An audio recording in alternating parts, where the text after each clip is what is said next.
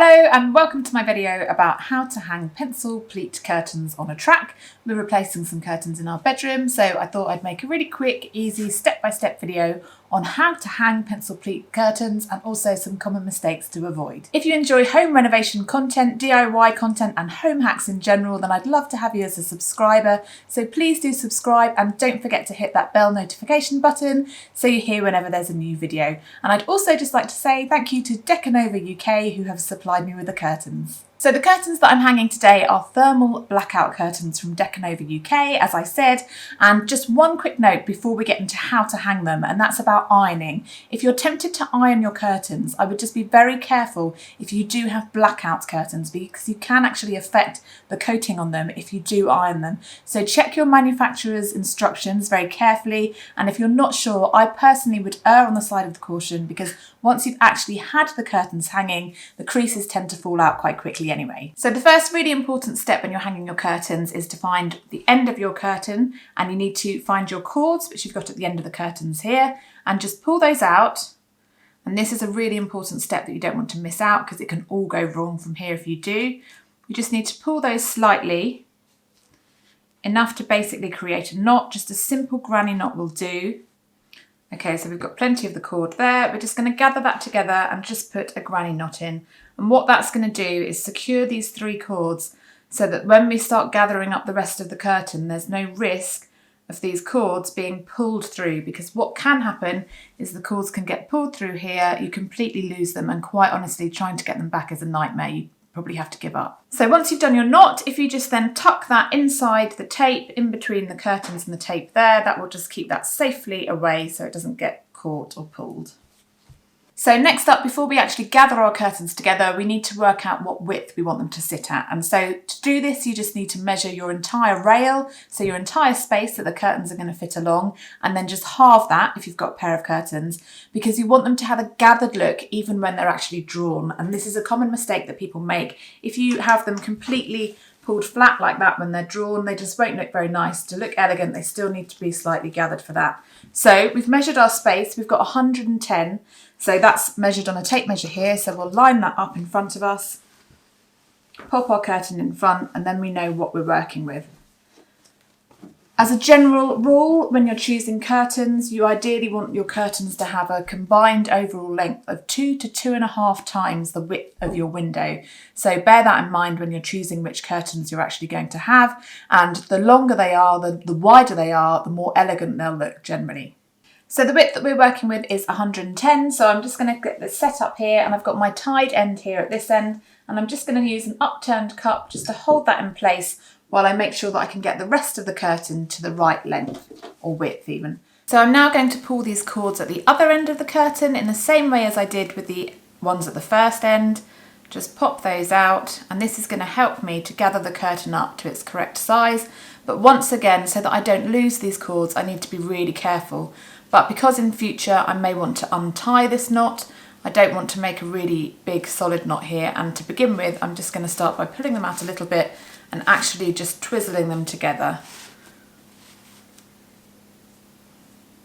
So now I'm just going to start pulling these cords out the end, and that will ensure that the curtain gathers until I reach the desired width. Now it doesn't need to be evenly spaced at this stage, because we're going to come back and sort that out in a moment.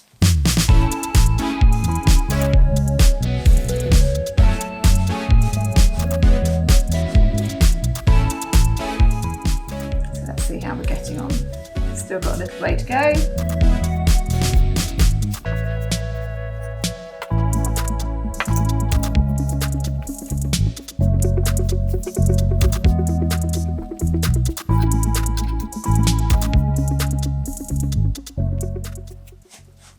Okay, so we are at 110 now. So we need to basically knot the end on this side so that we can ensure that once we're gathering it to the exact distribution that we want, that we don't then lose this end either. Now with this end, unlike the granny knot we did at the other end, we're just going to do a slip knot so that if we do want to take them down in future and wash them, we can easily undo this knot.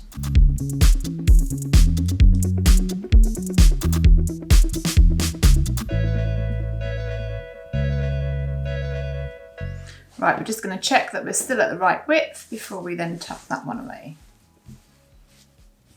Okay, so that's fine. So we can remove our cup now and we can tuck the end of our cords back behind the tape in exactly the same way as we did the other end. That makes sure that they're not hanging down looking unsightly when we hang our curtains up, and they're safely tucked in there. So now we just need to make sure that our pleats are nicely and evenly distributed along the curtain tape. And if you think about these, they're called pencil pleats. So we really want to go for the look of a row of pencils basically as much as we can. So we need to just pull it down here a little bit, slightly change how it's gathered.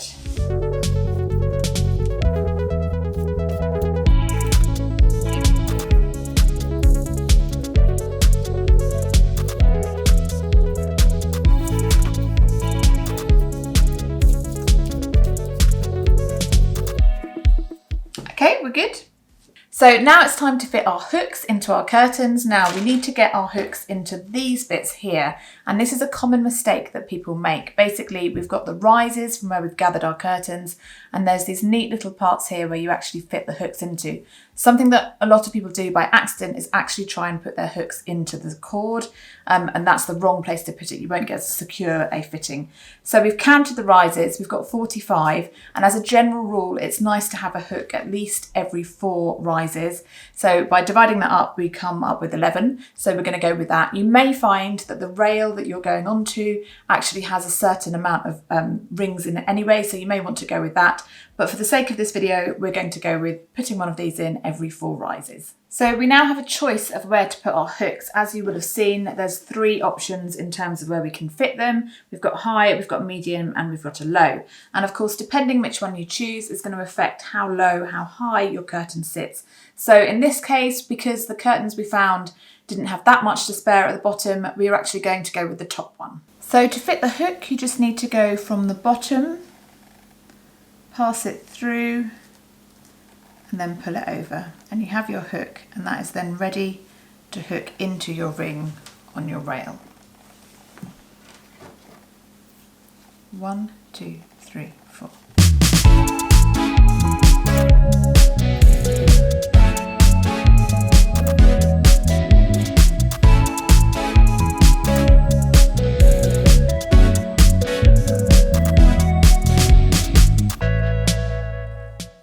So now we're ready to hang them up. So now we're ready to hang our curtains. Now, of course, find something safe to stand on, particularly if, like me, you're a bit unsteady at the moment, but I'm good on here.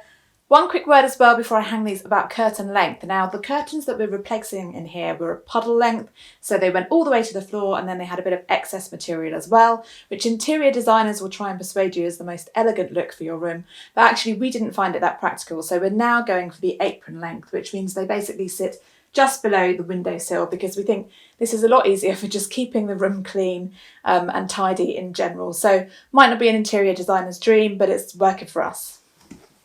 So we're going to take our curtain and we're going to basically leave the hook at the very end on the right hand side, and we're going to start hooking the curtain on from the second hook along. For this particular curtain, we've got a track. So we've got a track fitted onto a piece of wood up here, and on the track we've got the rings, which is what we're going to fit our hooks into. So it's as simple as just getting your hook and popping it through the ring.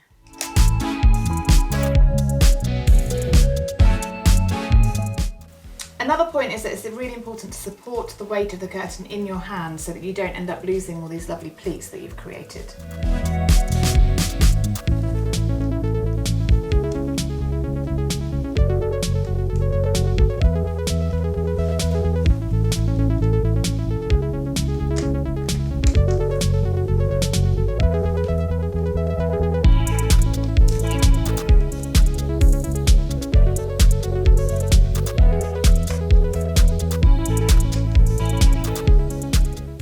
Now, the first hook that I mentioned at the beginning that I didn't put into any of the rings actually goes into this special ring that is like a stopper that goes onto the end of the rail. So I've just popped that in there now, and I need to just ensure that this slots into the end, and that basically stops your whole curtain from coming off. So there we have how to hang pencil pleat curtains on a track, a nice, quick, easy guide. Good luck if you're doing it yourself at home. I hope that you enjoyed this video. If you did, please do give it a thumbs up and come back very soon. But thanks very much for watching. Bye bye.